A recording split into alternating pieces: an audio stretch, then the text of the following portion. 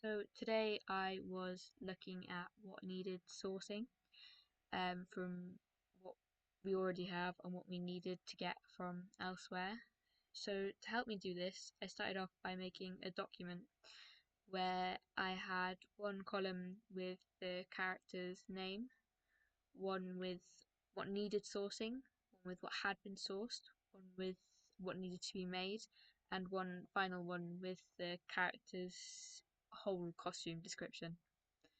So to go through and find out what I already had, I looked through all of the photos I had previously taken when in the costume room and organizing all of the costume items that I wanted on that rail. I had taken photos of all of them for this purpose, so I put them all in the document um, with their correlating characters with a short description of what they were.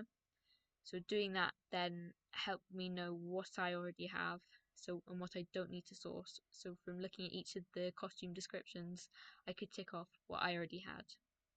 And then from that, I looked at what I needed to source and used the internet to try and find those items.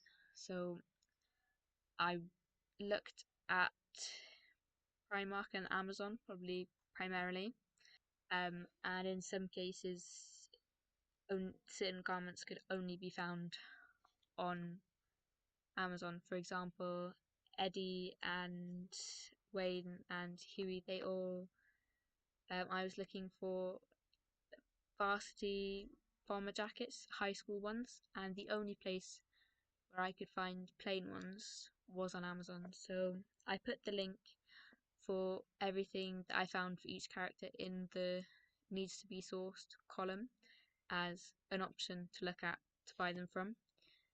And I also went through and thought about what needs to be made to put in the make column. I didn't get it all done today, so I'll try my best to finish that now over the weekend so that when I get back in, I can maybe start looking more at making things and getting started with the sci-fi costumes and adding more to some of the pre-existing things that I found in the costume room.